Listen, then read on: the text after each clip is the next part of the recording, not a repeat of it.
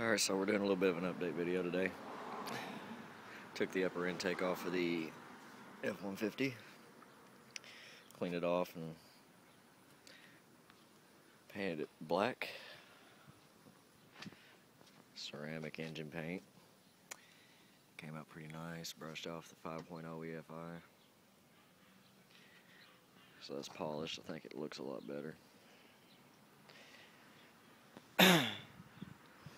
Now the reason why I took it off, I guess I'll get into that. Don't know how long it's been since I gave an update.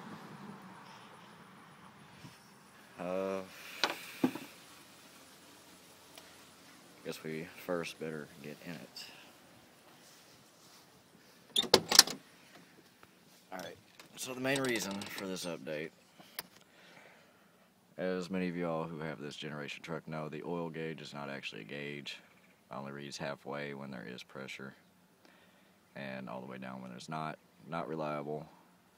And after the engine swap, the temperature gauge didn't work anymore, so I went and bought a new sender for it, but I also went and got aftermarket gauges and the dual pillar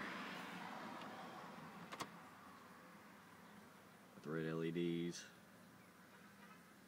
You know, they kind of just have their own separate sender. There's the wires for them right there. Short sweep electric. Didn't want to run the lines for mechanical. I'm a bit lazy, so I stuck with that. So anyway, I'm the kind of guy that don't like dead gauges in the dash that don't do anything at all. So what I did was made it to where I could use both, and I went and bought some T-fittings so I could use the stock new sender that I bought and the aftermarket for the gauge, and I got the oil one around here too, but that's a tight spot, and I'd like to actually make the gauge in the dash read pressure too, and I need the old style sender and everything for it. I don't have the right fitting, so that'll come later. But in doing this, it turns out that the number one injector right here was blocking me from tightening it all the way up. So I tried to pop it out, and it didn't work too well. So now whenever I pop the fuel rail back on it, you know, it don't seal, it sprays gas everywhere. So I'm going to take the entire fuel system out, clean it, get new injectors. So I had to take the upper intake off anyway, so I painted it black. I'm going to take the valve covers off since they leak. And I've got some Ford blue paint for them, because I don't like the gray that's on them at all. And they are pretty nasty, so I'm just trying to clean up everything under the hood here. But yeah, finally got it back from the engine shop. This is a 302 out of an 88 model. The block and intake is stock to the 88. The only thing that was reused from my old truck was the upper intake and those components, as well as some of the accessories.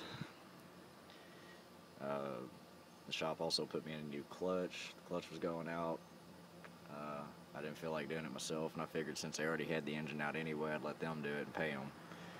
It saves me the trouble. And so yeah, I got a new clutch. They put in a new master cylinder because my old one would bleed down. New slave cylinder. All in all, it came to a little over $1,500, so I've got quite a bit of money in this truck.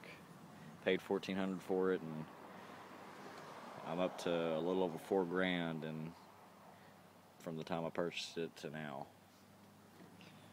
And the reason why I don't mind too bad is because even though you see the common rust that a lot of these Fords had, also along the wheel wells, the body is actually pretty straight on it except for that dent back there.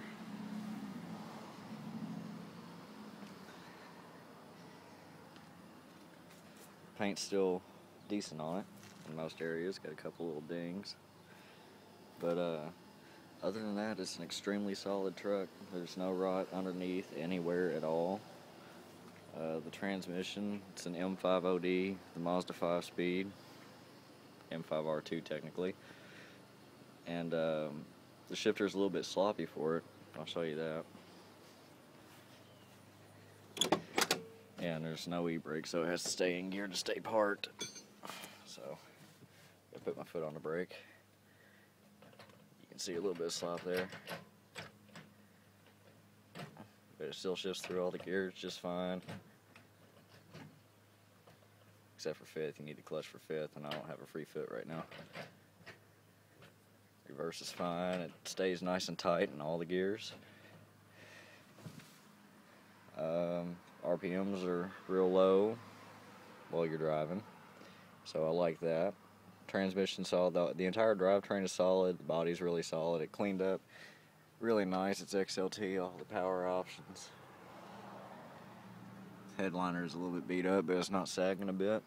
It's got, well, I can't turn the key on because the fuel pump will still activate and spray gas all over, but it's got, I believe, something like 292,000 on it. And of course the motor blew up, but got a low mileage motor now and everything's all good there.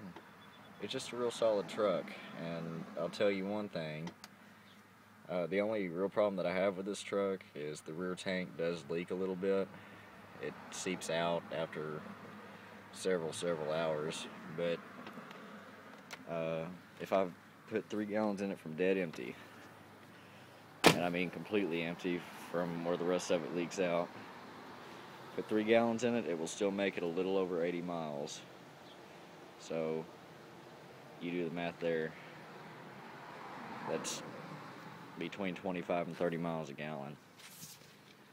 And that's no shit. One of these days when I take another trip like that, I'll get it on camera and I'll show you exactly how well this thing does. It surprised the hell out of me. But yeah, be looking for that video. I'm not pulling your leg at all. I can have the proof for you. But yeah, that's where the 92 stands right now and what all's going on with it. Just in case anybody was wondering.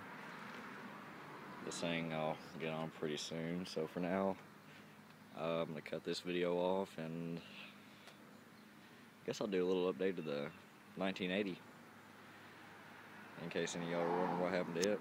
So I'll catch y'all later.